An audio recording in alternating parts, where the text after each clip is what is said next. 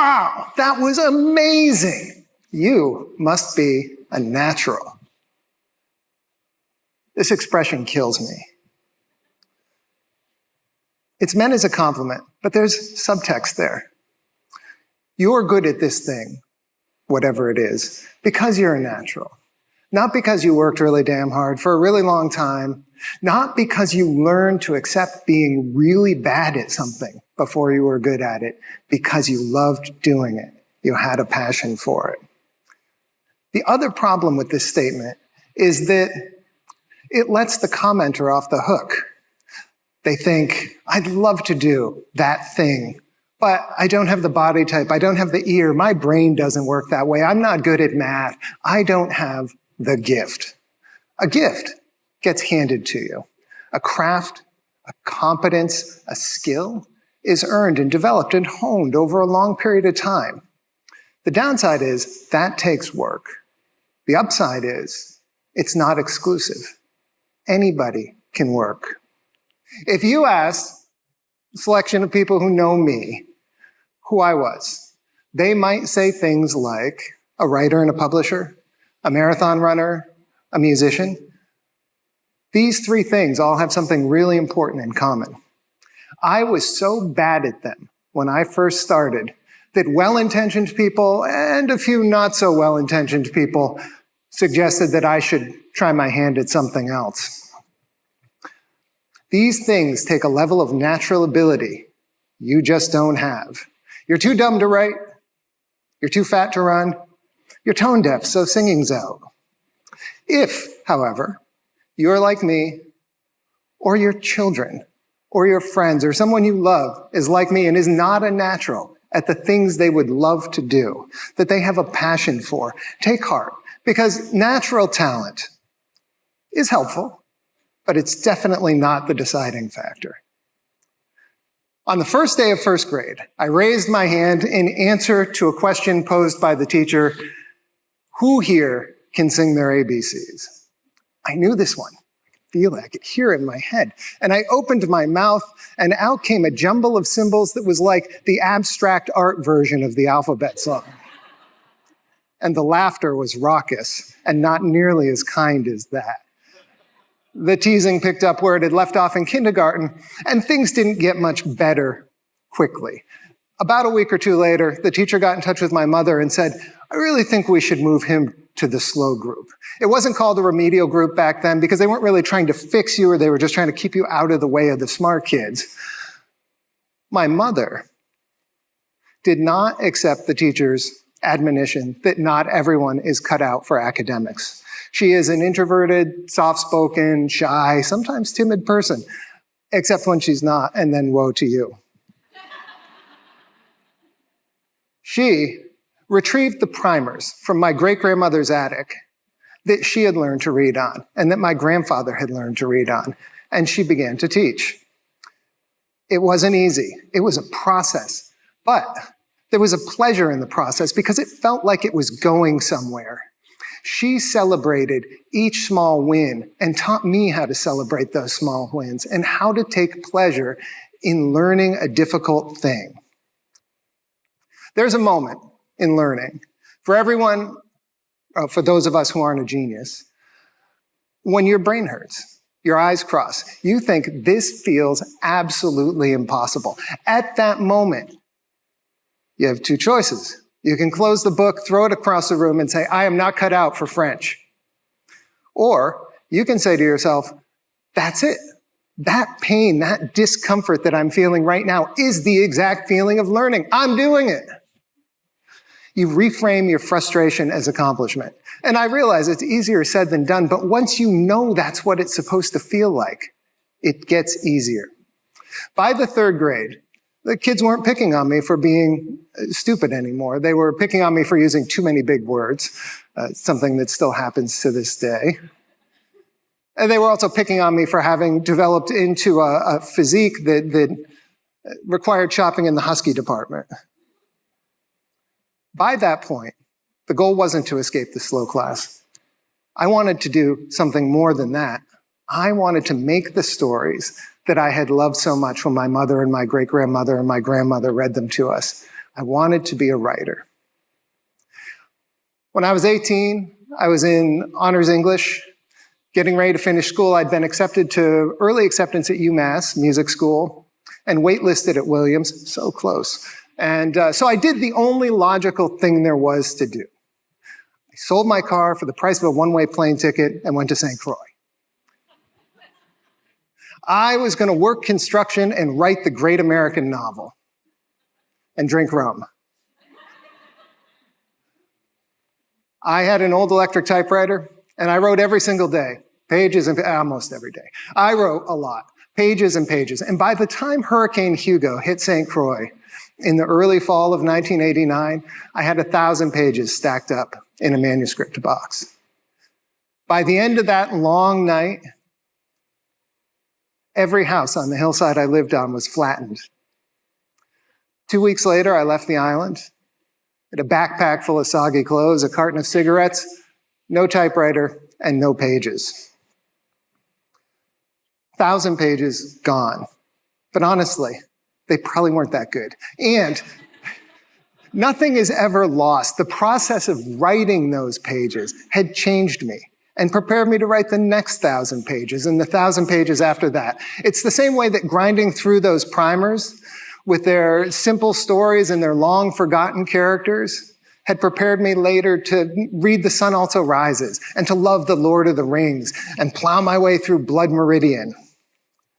I began to understand how much loving the practice of a thing and letting go of the outcome mattered in these kind of ventures where the distance to outcomes is measured in years and sometimes decades. I started over. I wrote more. I earned enough rejection letters to wallpaper a room, to use the old cliche. But amongst those rejection letters, there were a few takers. When I was 25, I published my first novel. It was not the great American novel, and it did not catapult me into the literary stratosphere. I did do some book signings, and I sold a few copies, and then I went back to trying to figure out how to make a living, which led to the next thing. At age 26, I earned a job as a newspaper reporter, and I was finally a writer, writing for a living.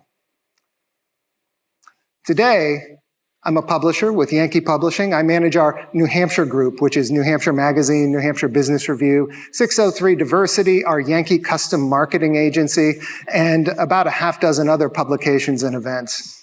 I've written millions of words. Some of them have been published, many not. Some have been inspired. There's been a lot of drivel. Hopefully that was what wasn't published. I've finished a couple more novels, one of which, Slate, was published a couple of years ago. And I've built a living and a life around words. And for that, I'm grateful. Which brings me back to the first grade. I was incredibly lucky to have the mother that I had, who, yes, she had faith in me, but more importantly, she had faith in the process of learning. And the academic credentials to reject the teacher's assessment that people should be shuttled into the slow group and not let back out again. Throughout my life, and I'm guessing throughout your life, there has been no shortage of people who are willing to tell me that I'm not cut out for something. Well, it's bullshit. You don't have to be a natural to pursue your passions or to become really accomplished at them. Sometimes when things come too easy, it's actually a problem because you don't acquire the grit needed to make it through the difficult parts. And being really accomplished at something always includes difficult parts, even if you are a natural. The English author and philosopher G.K. Chesterton said, "If a thing's worth doing, it's worth doing badly."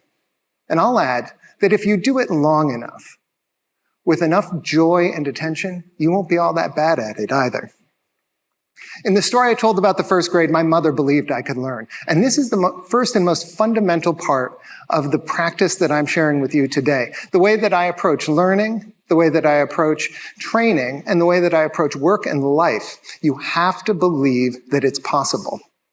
Otherwise, you will not get through the hard parts. By the time I was done with first grade, thanks to my mother, I'd become that someone who believed that I could learn, that I could be somebody who was terribly bad at something and then exceptionally good at it in direct proportion to how hard I was willing to work. She had instilled in me a growth mentality. The science shows it's not just me, it's all of us. If we believe we can do things, our brains change. We are not limited by a number on an IQ test. So, how does a kid whose first grade teacher doesn't think he'll ever learn to read become a grown-up who makes a living with words? How does a chubby, non-athletic kid grow up to be an avid and relatively fast marathon runner? How does a kid who was told not to sing while Christmas caroling with the other kids because he was throwing everyone off grow up to become a working musician who gets paid to sing? 5 steps. All right, it's a little arbitrary, but I felt like this was a TEDx talk. I had to give you here are my 5 steps. So here they are, 5 steps. 1, you have to believe you can do it. And 2, you have to study how to learn this particular thing. How did other people learn it? Then you need to make a learning or development plan that includes small, measurable goals and targeted practice. You have to fall in love with the process. This is number 3, not the outcome. Accept that most of these things are lifetime pursuits. Be present to the simple joy of practice. Number 4, this is the challenging one for many people. You have to get feedback.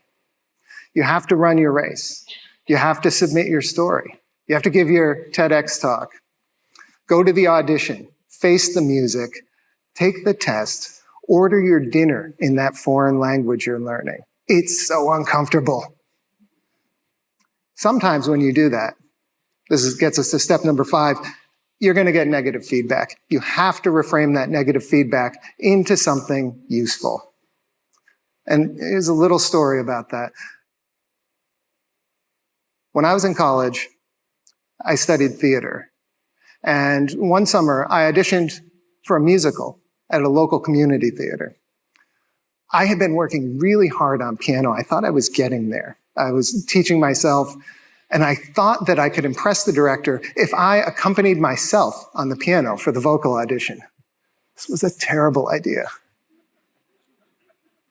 But I believed. And so I played And So It Goes by Billy Joel, which is a very slow song, but it moves along because it's in a waltz time.